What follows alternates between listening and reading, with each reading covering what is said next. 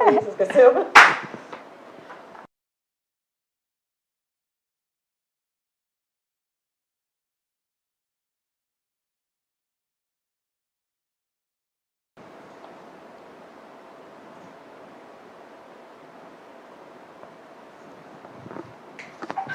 Olá, pessoal, boa noite. Nós estamos aqui hoje num projeto muito especial da Expertise da Tasso, que é uma live, né? É um projeto aí diferenciado nosso, que a gente vai ter um bate-papo com técnica e confraria. Então, estamos aqui, né, com vinho, com queijos, que já que a gente não pode fazer presencial, que a gente está nessa pandemia, a gente vai fazer online também. Então, sintam-se todos abraçados, sintam-se todos convidados a brindarem uma taça com a gente e, claro, aprendendo a técnica. Então, eu estou aqui hoje, meu nome é Carla Tasso, sou proprietária da Tasso Scouser, né? E estou aqui com a Tamires e com a Milza, que são sócios da Expertise, que eu vou passar para a Tamires agora se apresentar. Tamires, se apresenta aí para a gente. Obrigada, Carla, obrigada por poder sempre colaborar nesse agora projeto conjunto, né? Então esperem por muitas confrarias nos próximos meses, com pandemia ou sem pandemia. Muito boa noite a todos, é um prazer estar aqui com vocês. Muito obrigada pela presença de todos que estão nos ouvindo, né? Meu nome é Tamires Endringe, eu sou cofundadora do Grupo Expertise, um grupo de especialidades em contabilidade, perícia e consultoria na área.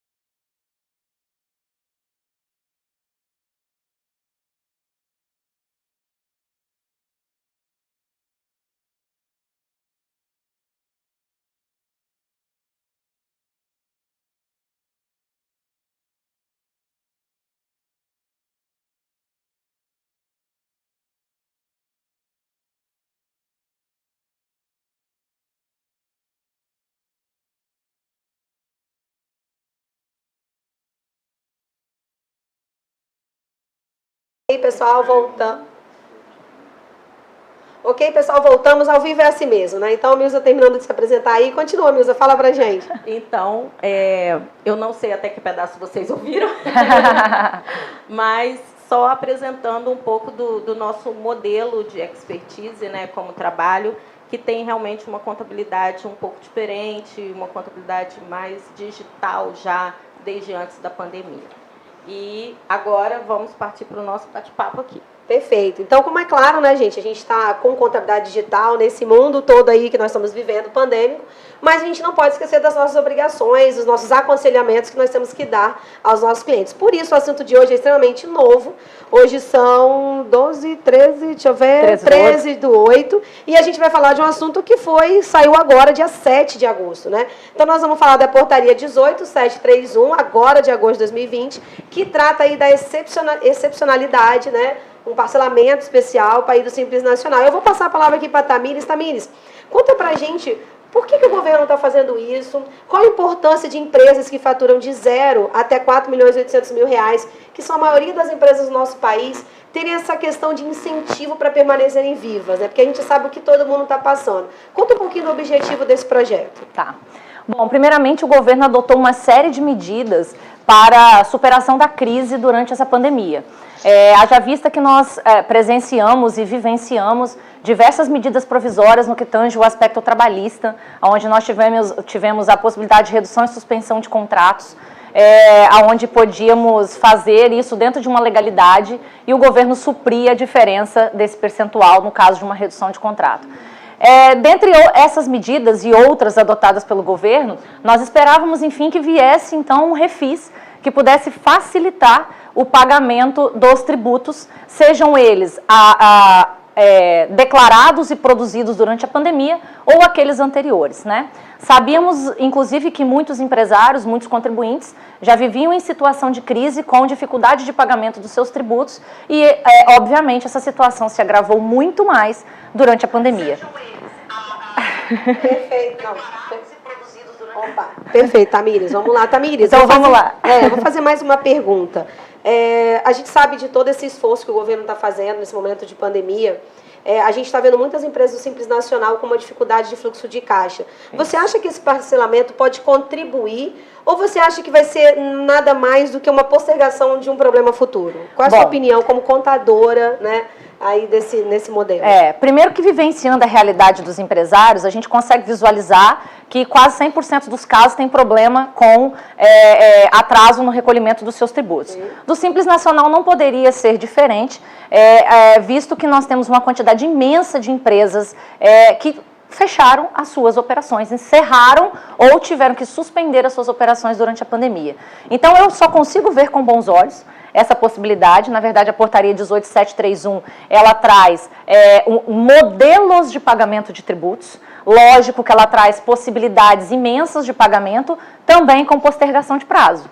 Então, nós temos que considerar que nós nunca vimos em toda a história, pelo menos a minha, vocês também não, um parcelamento tão prólogo, um parcelamento tão longo, com 133 parcelas para poder serem disponibilizadas aos contribuintes, visto que antes nós tínhamos só 60 parcelas e já era um fator de dificuldade para muitos empresários recolher o parcelamento e o imposto do mês. Não, e a gente, Tamires, tem que levar em consideração que a gente está com uma Selic baixíssima, sim, né? Uma coisa inédita no nosso país. Que é um outro fator. Perfeito, isso tudo vem corroborar aí com a possibilidade do parcelamento e com a sobrevivência das empresas. Milza, bem, a gente viu aí os objetivos, a Tamires falou bem, né? E aí, o que você acha que impede, né, uma empresa hoje, antes da gente entrar aí na condicionante, de entrar nesse parcelamento? O que seria impeditivo para essa empresa, na sua opinião?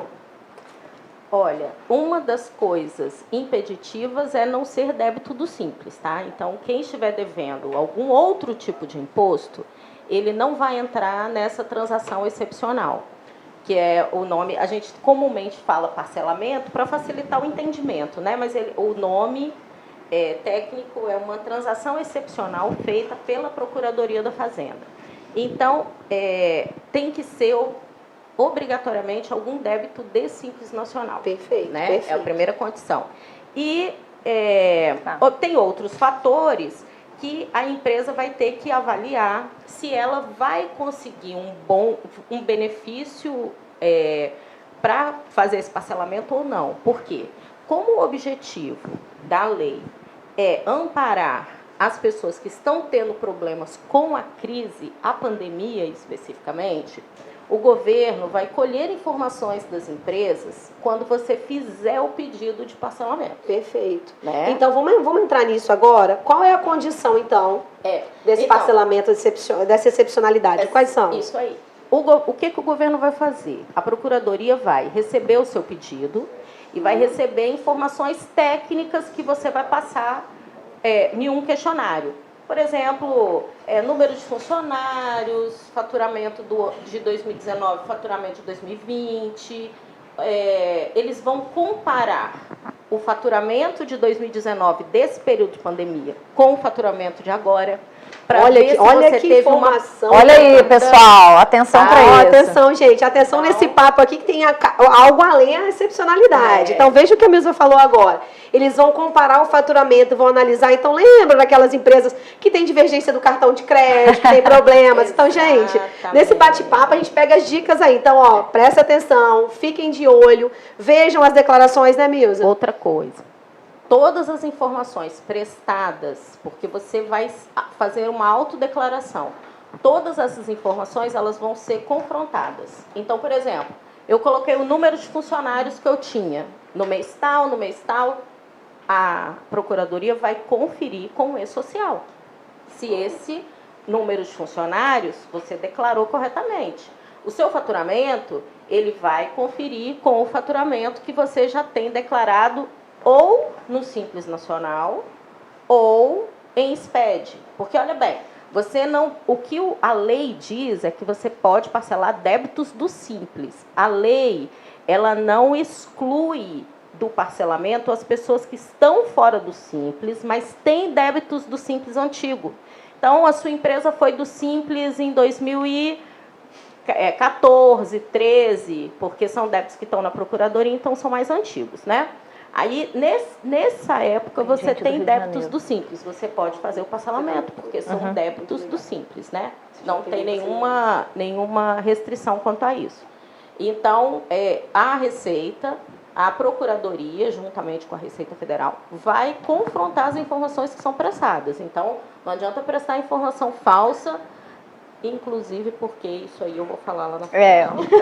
E é uma questão importante também, né, que deve se ressaltar, são débitos inscritos em dívida ativa sob a administração da Procuradoria-Geral da Fazenda. Perfeito, da PGFN. Então, sabe uma coisa interessante? Estava aqui olhando aqui o YouTube com a Tamires, bem, queria dizer que não vai ter sorteio de vinho, tá? Porque é online, entendeu? Tem gente do Brasil todo assistindo, e já queria mandar um abraço, meu amigo Walter Leno Noron, nosso amigo aqui, que a gente vai te convidar para a próxima, você tá aqui com a gente. A próxima é com você. A próxima é com você, tá bom?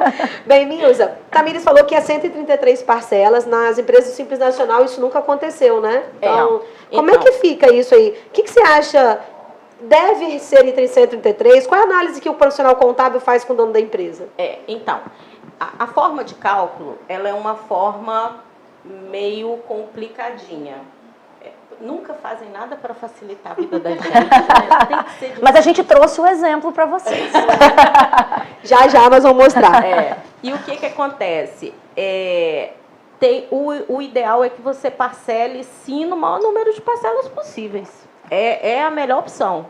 Por quê? Porque como o governo vai fazer essa avaliação da capacidade de caixa, da capacidade de pagamento da empresa e da perda que a empresa está, do que ela está perdendo no momento e no fluxo também mais curto e médio prazo, então o governo vai fazer essa análise do que você pode pagar e ela vai qualificar a sua dívida em tem uma boa recuperação, tem uma média recuperação, chance de recuperação, tá? Chance de receber. Qual a chance que eu tenho de receber?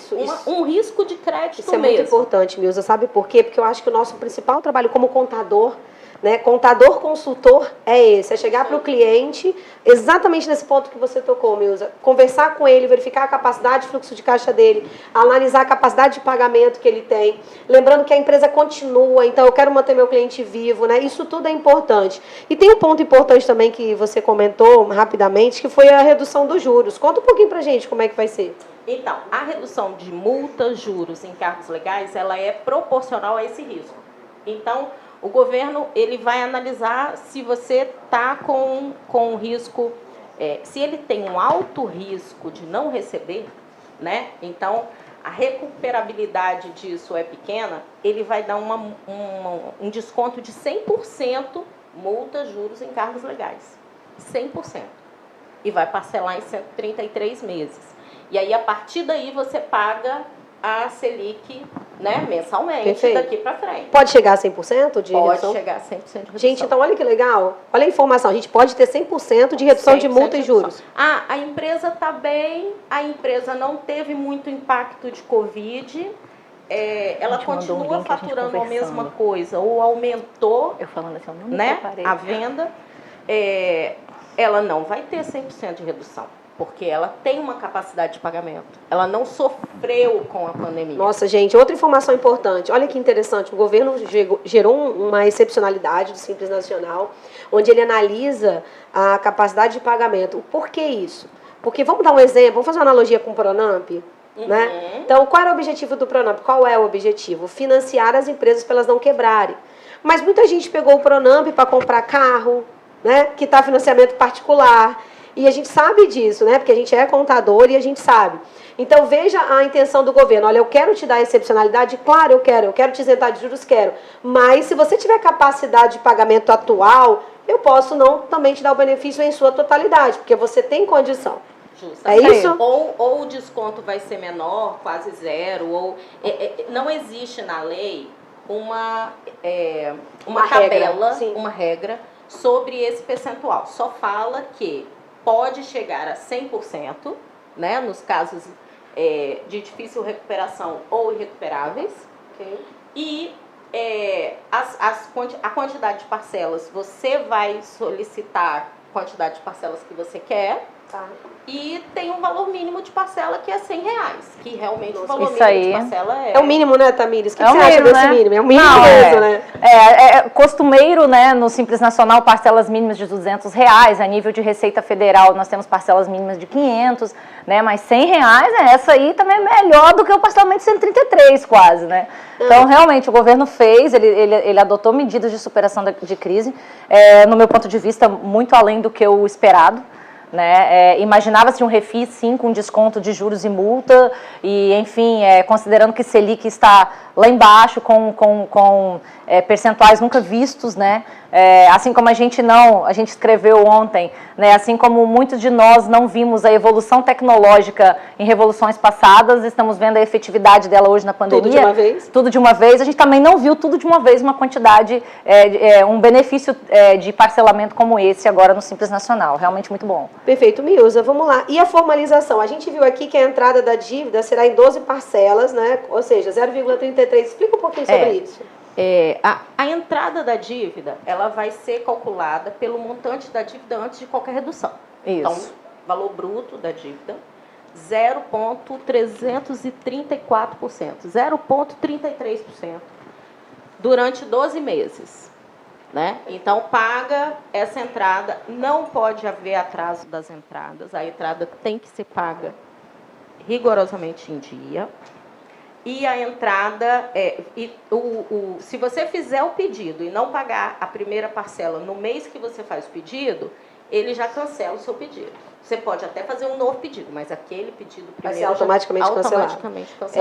A gente pode colocar o exemplo agora, só para eles verem? Sim. Vamos colocar o exemplo? O exemplo é pelo seguinte, a entrada ela é 0,334% da dívida do valor bruto antes dos descontos e das reduções.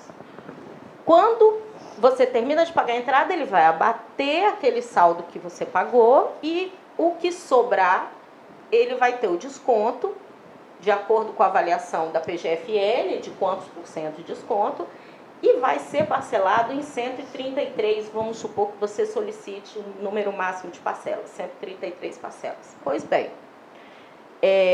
aqui a gente colocou um exemplo que cada parcela fica em R$300, está acima da parcela mínima, R$100, só que a lei diz o seguinte: mensalmente, no mínimo, 1% do seu faturamento do mês anterior tem que ser a parcela.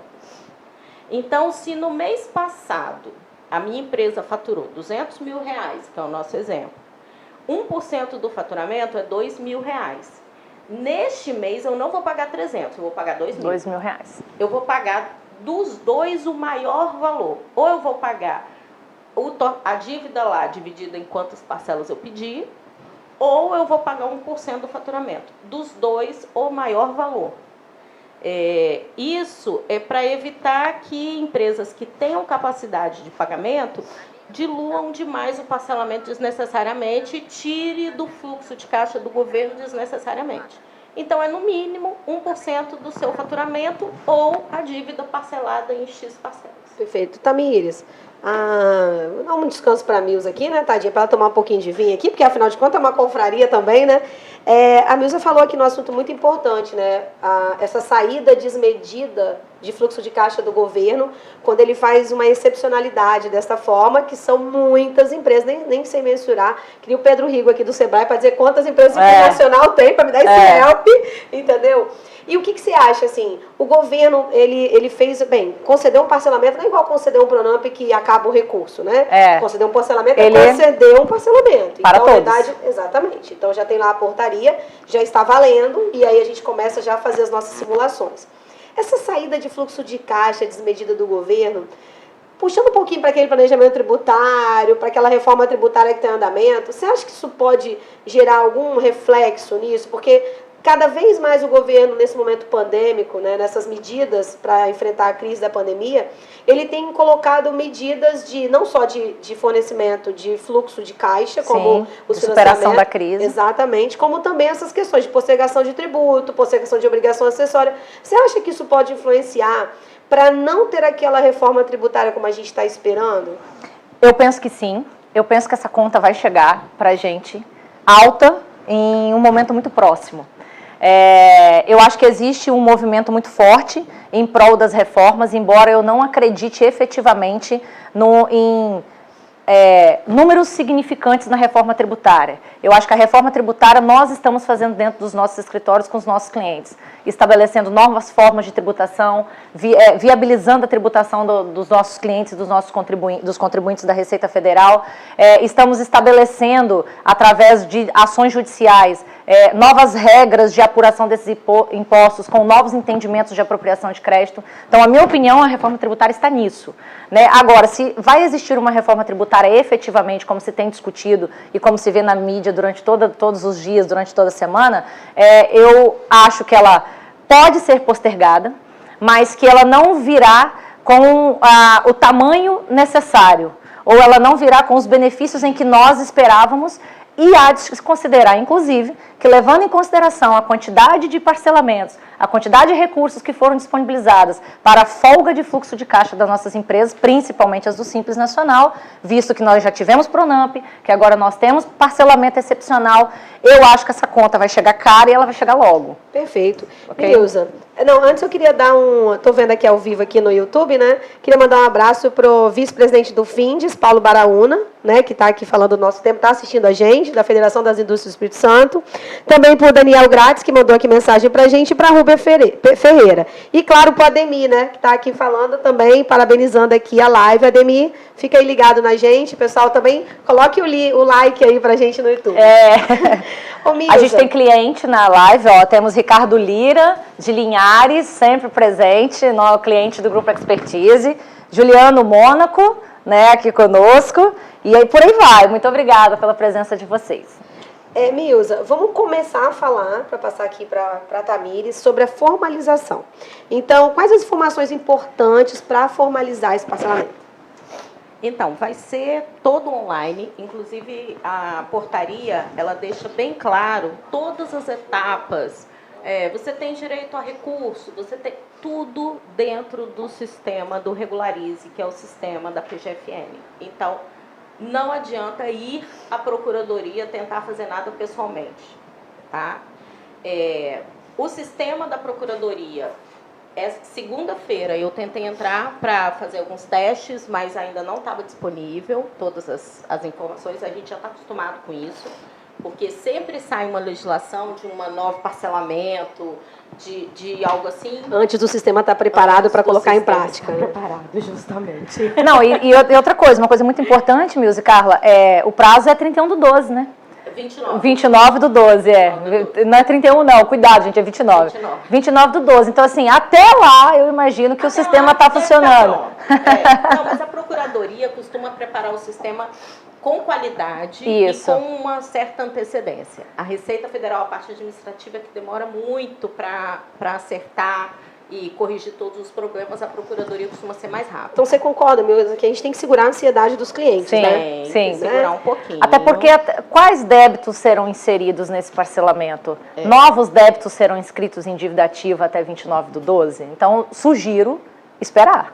Então, porque todos os débitos que estiverem inscritos, você vai poder solicitar que entrem nessa transação excepcional. Quando você consulta, vão aparecer para você todos os débitos que estão inscritos na Procuradoria. E aí você vai selecionar quais os débitos que estão ali que você quer fazer a transação, tá? Então, existem, primeiro, colher informações, como eu falei, o governo vai colher informações, vai pedir para você preencher número de funcionários, faturamento, todas essas informações econômicas, inclusive ativos que a empresa tem, bens da empresa e dos sócios, outras empresas que o sócio participa, tá? Vai fazer um dossiê. Vai vincular muita coisa. Tá? Então, assim, vai fazer um dossiê do camarada. Vai fazer um dossiê do camarada. E aí, ele vai liberar para você aquela análise de crédito que a gente falou, né? Baixa recuperação, alta, irrecuperável, enfim. E vai disponibilizar as condições para fazer essa transação. como muitos desses débitos estão ajuizados, pode entrar débitos ajuizados e débitos não ajuizados. Tudo que for Simples Nacional e esteja no âmbito da Procuradoria. Sob a administração da Procuradoria.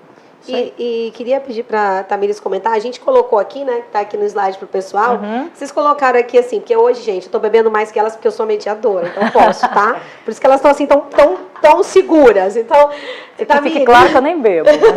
Tamires, você colocou aqui utilização de laranjas, não entendi isso não, conta pra gente. Então, como assim? Tá aqui no nosso primeiro... A Receita escreveu muito bonito, né, Milza? Como que eles escreveram na lei de simular a... Pessoa natural ou jurídica interposta para ocultar ou dissimular a origem ou destinação de bens, de direitos e de valores ou a identidade dos beneficiários de seus atos em prejuízo à fazenda pública. Não pode ter laranja, você vai ter que declarar que você não usa laranja, né? A gente brinca aqui no escritório que o laranja, porque isso não acontece aqui no Brasil, né? Para aqueles clientes nossos internacionais, a gente fala que não é laranja, costuma ser pepino, abacaxi, que o problema é muito maior do que esse. Agora tá aí o momento de você dizer para a Receita Federal se você tem ou não tem laranja. Que você tem que declarar que você não tem laranja. Não, ele tem que declarar a verdade. A verdade. Na realidade, ele tem que declarar a verdade. Que a gente espera, claro, que você não tenha. Mas se você tiver,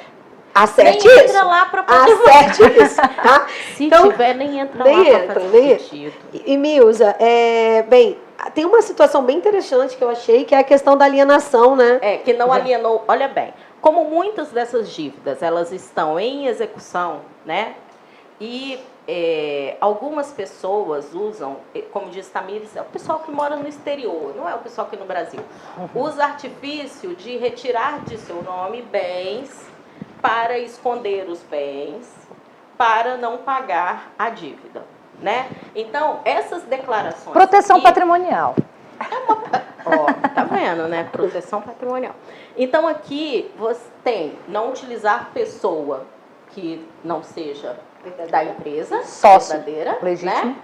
Declarar que não alienou bem com o propósito de frustrar a cobrança. Olha bem, não quer dizer que você não pode ter vendido um bem. É que você não fez isso com o propósito de frustrar uma cobrança judicial, que já está que já está sendo executada. Na realidade, o que a Milza está querendo dizer é que você não pode simular. Isso aí. Tá? Então, o governo tratou, eu acho que o governo foi bem feliz, né, nas exigências, ele está tratando assim, da simulação de pessoa jurídica, que não existe, da simulação de venda, que não existe. Então, por quê? Porque você tem que comprometer aquilo que você tem, então, quer dizer, você simular ou dissimular, né, uma venda inexistente para poder você não ter aquele bem, porque ele não pode ser executado. Sim. Então, essas questões que a Milza estão colocando e a Tamires são muito importantes. E nessa venda ainda, Milza, tem alguma observação que a gente pode colocar mais? Então, declaração de informação patrimonial tem que ser real, porque se eles fizerem uma busca, e pode acontecer, tá? Principalmente em dívidas grandes. Dívidas pequenas, eu não acredito que a Procuradoria não vai ter braços para poder ficar buscando bens de todas as pessoas para avaliar dívidas pequenas. Porém... Não, eu lembrei de um detalhe agora, eu ia falar o seguinte, eu ia falar assim, Tamires, e aquele cara, não, o governo falou venda, né? E se ele doar? Exatamente. Tem o caso da doação, mas antes de falar disso, um ponto muito importante. Informação patrimonial e econômica é contabilidade. Né? Essa história de que a empresa do Simples Nacional não precisa ter contabilidade regular, que, né, ela está desobrigada das obrigações contábeis, né, das funções contábeis e tudo mais. Quer dizer, neste momento, muito embora as empresas do Simples não estejam obrigadas ao envio do SPED, ela tem por obrigação comunicar que aquela DRE, aquele balanço, o balancete, o livro caixa, tudo aquilo que deve se fechar dentro de um escritório de contabilidade para uma empresa do Simples, deve ser apresentada com fidelidade e veracidade. Então, assim, tá na hora de mostrar a verdade. Se você não tem a sua contabilidade dos últimos 5 anos, você já não precisa nem tentar fazer um pedido de parcelamento, que essa é uma condicionante. Né? É importante, gente, que assim, isso que a Tamires comentou é muito importante, desde 2009, né? com a questão da Lei 11.638, que na realidade ela foi em 2007, a vigorar em 2008, mas o Conselho Federal de Contabilidade postergou aí para a gente até 2011, né, mais ou menos, depois até 2016, né, que os profissionais contábeis se adequassem às normas. Toda empresa, independente da sua forma de tributação, é obrigada a ter contabilidade, sim, né? E o livro caixa é para efeito fisco, ou seja, todo mundo é obrigado a fazer contabilidade. Então, nesses momentos agora, eu acho que a Receita tem sido muito feliz, Tamires, nisso, que ela tem, sabe, Milza, cada vez mais valorizado a contabilidade, cada vez mais exigido uma contabilidade idônea, uma contabilidade transparente para conceder benefício. E isso é muito importante. Veja que conversei com várias empresas que tentaram o Pronamp e não conseguiram porque o faturamento estava mínimo. Aí eu falei, ué, mas gente, mas eu não faturei isso. Bem, é o que foi declarado por você. Então vejam a importância, né, de você ter informação correta, né, informação exata. E queria perguntar o seguinte, Tamires, essa questão das informações patrimoniais e econômicas prestadas à administração pública, né, como é que dessa simulação que a gente está falando? Qual é o tipo de informação, que tipo de declaração que vai para a Receita que gera essas informações? O balanço, o balancete e as DREs. Eu andei lendo algumas coisas hoje.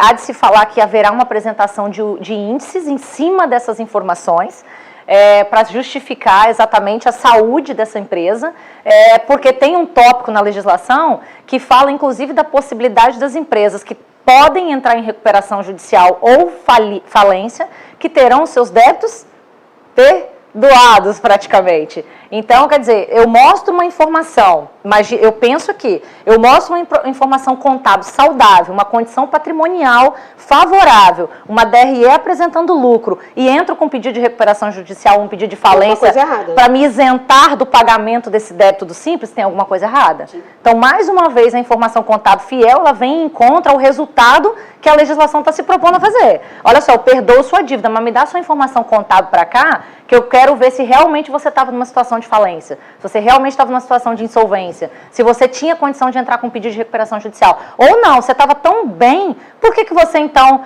tentou me lesar? Por que você simulou isso? Isso aí, né, gente, que a Tamires está falando, vem muito assim, vem muito à tona aquela questão de a prestação de informação a terceiros, e aí nós estamos falando, claro, do fisco, ela tem que ser única. Você não pode prestar informação A para o fisco, B para o banco, C para fornecedor.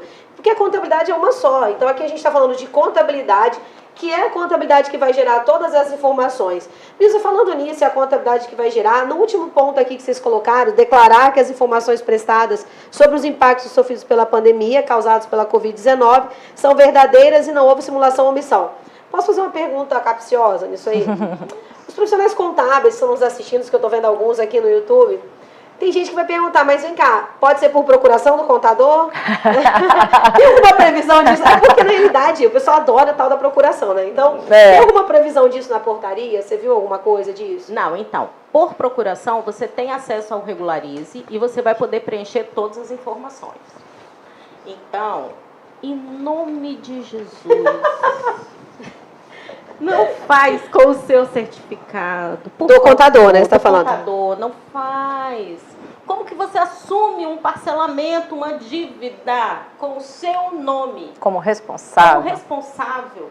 E responsável por várias informações. Sim, pelas consequências desse pedido, inclusive. Tem previsão aqui, ó, na portaria, denúncia ao Ministério Público, processo criminal, em qualquer declaração dessa aqui, que for comprovada pela Procuradoria, que é fraudada, que está errada, que foi simulada, ou omitiu alguma informação. Então, não, tá vendo como o Walter Helena está fazendo falta agora? Eu ia perguntar, e aí, se for processo criminal, né?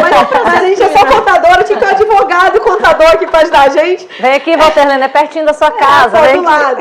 Porque na realidade, essa questão de informação inidônea, falsa, omissão de informação, são processos criminais, nós profissionais contábeis já sabemos disso.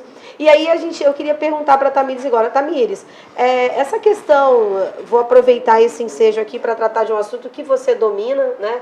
E que eu acho que vai muito ao encontro do parcelamento, que é a recuperação judicial. A gente está com muitas empresas de pequeno porte achando que isso é impossível para elas. Sim. E aí, nesse momento que o governo vem com essa excepcionalidade, o que você sugere para essas empresas que não conhecem isso, que tem... Explica um pouquinho para elas se elas têm condições de entrar, se elas não têm, porque as pessoas acham que isso é coisa só para empresa de grande porte, né? Ok. Ou a empresa que está quebrando, e não é, né? O profissional contábil pode sugerir sim. Sim. Como é que você vê isso? Primeiro que procure a gente, né, para poder... Primeiro que nos procure para ouvir um relato sobre esse histórico de pedidos de recuperação judicial no Brasil, de resultados de pedido de recuperação judicial no Brasil, e segundo, para compreender que o pedido de recuperação judicial sendo desmistificado, há grandes possibilidades de recuperação. Inclusive, na legislação de recuperação judicial, a 11.101, ela fala o seguinte, eu tenho lá o artigo 48 que fala especificamente da recuperação judicial especial para micro e pequenas empresas. Então, eu tenho um favorecimento de recuperação judicial para empresas do Simples Nacional e microempresas. Eu tenho, inclusive, benefícios dentro da lei para me recuperar. Eu tenho uma lei maior, eu tenho a Lei Geral de Recuperação Judicial e dentro dela eu tenho um artigo que beneficia as microempresas e empresas de pequeno porte, aquelas com faturamento até 5 milhões, consideradas pela Lei de Recuperação Judicial, que nós podemos considerar que dentro dessa fatia temos empresas do Simples. Claro, né, que fatura até 4.800. E veja, não é conflitante, né, Tamires? Não. O fato da empresa querer uma recuperação judicial não conflita dele entrar na excepcionalidade. Pelo contrário, ele vai estar trabalhando com fluxo de caixa. Lógico, dele. E nós temos tantas possibilidades de gestão de crise para empresas do Simples Nacional, porque, primeiro, tributos não estão submetidos a pedido de recuperação judicial. Então, hoje eu tenho um parcelamento excepcional para empresas do Simples Nacional em crise. Aí eu tenho uma legislação de recuperação judicial que não contempla tributos, mas que beneficia empresas do Simples Nacional. Então... Calma, estou tirando o som aqui, calma. Então, eu tenho inúmeros benefícios para fazer uma melhor gestão de crise dessa empresa. E a recuperação judicial é uma delas. A recuperação judicial é mentira dizer que ela é o primeiro passo para uma falência. Isso não é uma verdade. Em verdade, ou é terrível dizer que eu não tomar nenhuma atitude dessa e simplesmente baixar as portas, eu tenho um decreto de falência omisso, obscuro, sem registro. Né? Eu estou eliminando as minhas operações sem registrá-las nos órgãos competentes de que forma que eu as encerrei. Então, eu tenho diversas possibilidades de não deixar isso acontecer. A recuperação judicial, num cenário de crise como essa, onde eu não tenho expectativa de grandes receitas e tem um cenário de um passivo gigantesco, é sim a recuperação judicial. Porque se já teve Pronamp, se já tem parcelamento do Simples em 33 vezes... Postergação de declaração. Eu tenho postergação de declaração. Se você ainda não conseguiu recuperar, e eu não estou aqui julgando a condição gerencial sua na sua empresa, você tem que pedir recuperação judicial. Sim. Não lhe falta, não tem outra alternativa. E agora tem uma outra informação muito alarmante, Carla, do Tribunal de São Paulo. Foi feita uma pesquisa que 48%, salvo engano, das micro e pequenas empresas que entraram com pedido de recuperação judicial nos tribunais de São Paulo tiveram os seus pedidos indeferidos. Sabe por quê? Por ausência de demonstrações contábeis regulares. Olha que notícia, né? E olha que tristeza também. Milza, tem o Luiz Eugênio, ele fez uma pergunta aqui pra gente. Vai ser analisado para depois liberar no sistema para pedir o parcelamento? Ou seja, vai passar por uma análise prévia para depois liberar o parcelamento? Como está na lei, é assim, tá? Eu não sei se eles vão ter uma análise automática para liberar isso na hora, mas o que tem na lei é o seguinte: você preenche as informações, você manda o seu pedido de transação excepcional e aí a Procuradoria vai disponibilizar para você qual é o seu desconto, se é possível desconto, quantas parcelas você vai ter. Ele vai fazer uma análise do seu pedido. Eu acredito... Tá? Isso não está escrito aqui na lei, mas eu acredito que eles devem ter algum tipo de filtro sistêmico, né? Para não ficar analisando isso um a um, porque também seria provavelmente humanamente impossível, né?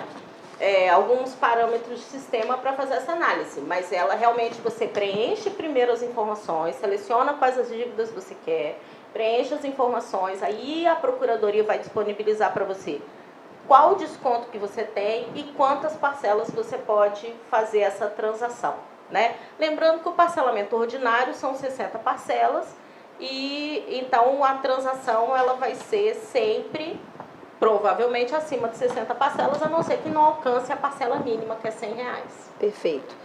Tamires, eu vou conjecturar aqui um cenário real que pode acontecer em várias PMEs e vou também conjecturar uma sugestão para os empresários e profissionais contábeis. Então, aquela situação, porque não adianta a gente se enganar, a gente está num papo técnico, prático. A gente sabe que muitas empresas PMEs não mandam extrato para o seu contador, porque acham que o contador não tem que receber o extrato.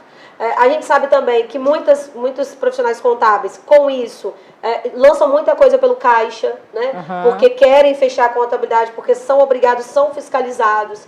E aí, isso é um ponto. Então, quer dizer, toda essa informalidade que gera uma insegurança, que pode gerar um problema tanto para o profissional contábil quanto para o empresário, podem ser um problema. E aí eu vou, para conjecturar agora a solução.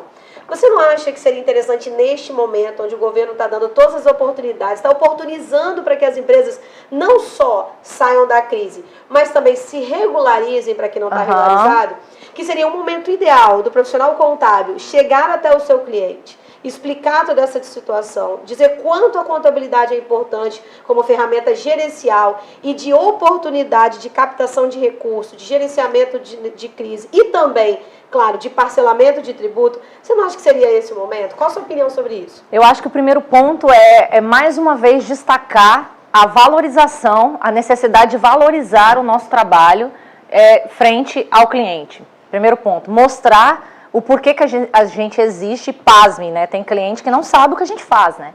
Tem cliente que, exceto aqueles que não esclarecem, né, não clarificam ao seu cliente em ato contratual o escopo do seu trabalho, a gente ouve muitos aqui, não, porque o meu contador só emite imposto. Né? Então está na hora de você mostrar quais são as suas funções, primeiras, fundamentais, ao você assumir o encargo de ser um contador de determinada companhia, de determinado CNPJ. Primeiro ponto, valorização. Segundo ponto, não só regularizar a realidade dessa empresa, como exigindo que forneçam as informações fiéis, as informações reais, que vão subsidiar suas demonstrações contábeis, como também utilizá-las para dar informação gerencial para ele.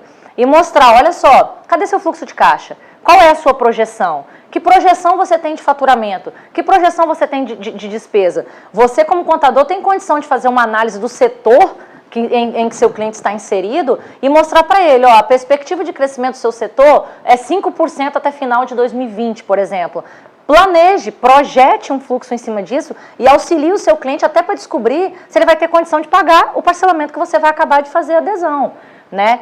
Então, eu acho que é a oportunidade de valorização, é a oportunidade primária de regularização, de adequação, não só das normas, mas daquilo que estava atrasado e fora das normas, né? E de mostrar e de agregar valor ao seu trabalho, né? Não cabe mais no nosso mercado, não cabe mais durante e o pós-pandemia, uma empresa de contabilidade, um contador que faz apenas o trivial. Não cabe mais. Nós precisamos fazer diferente. E informação gerencial, não tem ninguém melhor do que o contador para dar essa informação para o seu cliente. Perfeito. Essa é a minha opinião. A gente teve uma pergunta aqui, não está no nosso assunto, né? Não sei se vocês vão conseguir. O Getúlio está perguntando. Um abraço, hein, Getúlio? Getúlio é da Associação de Contadores aqui de Vitória. Getúlio está perguntando, vocês sabem como ficou o refis? Se já foi aprovado pelo Senado, o que está faltando para o presidente assinar? Tudo bem que a gente não é amigo do Bolsonaro, mas vamos lá, dá essa dica. Não, a gente não teve informação ainda de refis. Virou uma fofoca de que vai ter refis. Vamos falar claramente, virou fofoca. Mas assim, a gente espera que tenha refis sim. Assim como teve esse acordo excepcional aqui, e eu acredito, inclusive, que deve vir também algum parcelamento para dívidas que não são no âmbito da Procuradoria, porque isso aqui é uma portaria da Procuradoria. Então, eles só podem, claro, fazer qualquer tipo de negociação do que está em poder deles cobrar. Mas a gente espera que venha um parcelamento em melhores condições, para as dívidas que estão no âmbito da Receita Federal e para as dívidas que não são Simples Nacional também. Perfeito. Queria aproveitar e mandar um abraço para a Mônica Porto, que está nos assistindo falar. aí. Mônica, um beijo, amor. Reinaldo também, tá? Um beijo pra gente. Milza, bem, a gente está quase finalizando, pessoal, aqui, né? A gente já falou todos os itens principais. Você acha que a gente tem mais alguma informação importante para dar referente a essa questão da excepcionalidade?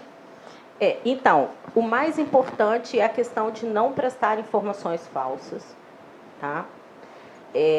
Eu acho isso que, se a gente falar 20 vezes, ainda vai ter alguém que vai prestar alguma informação falsa. E a chance disso se voltar com um problema muito maior para você depois é grande. E uma outra questão de como a gente estava falando aqui de valorização profissional é mostrar para os clientes, mostrar que o que ele omite de faturamento reflete para ele em prejuízo depois no momento do Pronamp. O que ele não assina a carteira do funcionário ou assina a carteira com valor menor do que o valor correto, prejudica ele na hora de pedir redução de carga horária para o governo do bem, do benefício do bem, para pagar uma parte do salário dos funcionários. Então, assim, não adianta que o que você não acertar na empresa, em algum momento você vai ter prejuízo, e não é pouco prejuízo. Nós não temos mais como fugir disso. Né? Não temos. Todas as informações cruzadas. Queria aproveitar e também mandar um beijo para a Diana, né, da consultoria fiscal, também está nos assistindo, mandou um beijo aqui. E a Ana Rita de Linhares. Nossa conselheira. Né? Ana Rita, contadora, um beijo também para você, tá? Tamires, essa live é só de beijo. Tamires, o que você pode mandar de recado aí para quem está assistindo a gente sobre esse tema, sobre a importância disso? O que você pode falar para a gente? Bom, mais uma vez eu quero ressaltar a necessidade de valorização do nosso trabalho. É a oportunidade de mais uma vez mostrarmos para que viemos, por que estamos aqui. Né? É a oportunidade de você estudar novos recursos de gestão e de gerenciamento. Nós não somos só contadores, nós somos gestores dos processos e da economia e das finanças do cliente, porque se nós estamos aqui falando de microempresas, nós já viemos falando muito isso dentro do CRC, as microempresas não têm uma assessoria jurídica, elas não têm uma assessoria contábil em volume, né, com grandes e muitos profissionais atuando. Por isso que o contador é o ponto principal para ela. Exatamente. Então, o contador é o único capaz e o acessível, de fácil acesso, digamos assim, para que o contribuinte e as empresas obtenham essas informações. Né? Nós precisamos entender melhor os dispositivos legais que nós temos de gerenciamento de crise, entender as decisões tributárias que venham a favorecer também as empresas do Simples, porque existe. Não quer dizer que você é do Simples Nacional, que não existam ações tributárias que possam vir beneficiar as empresas. Então, nós temos por obrigação de compreender tudo isso.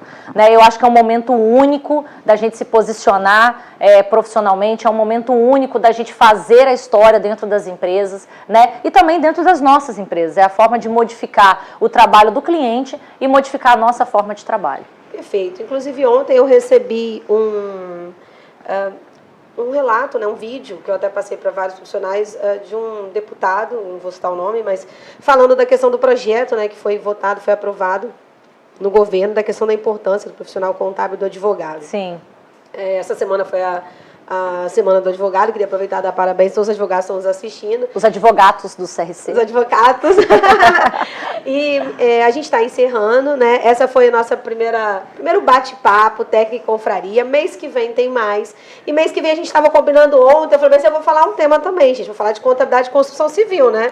Então nós vamos falar da tributação no setor de construção civil no próximo mês, com as meninas aqui, no mesmo bate-papo, né? E eu recebi uma sugestão aqui do Erlei de falar sobre processo administrativo, Tamires. Vamos trazer um amigo nosso, né, também sobre isso? Vamos. Então vamos trazer um amigo nosso, um colega de profissão, que também é advogado, para falar sobre processos administrativos, da importância, de serem bem feitos. E lembre-se, você que está nos assistindo, a contabilidade é a base da gestão da sua empresa. A contabilidade é o seu melhor aliado em qualquer situação. No mais, queria agradecer aí a Milza, a Tamir. Acesse o nosso blog. Acesse o blog também. Né? O nosso blog. O nosso blog. Queria agradecer a Tamir, agradecer a Milza, né? Agradecer a todos vocês pela confiança aí desse projeto aí. E no mês que vem a gente volta com mais conteúdo para você. E se vocês tiverem dúvida, pode mandar pergunta aí pra gente. E vamos brindar. A vocês. A vocês. Até já.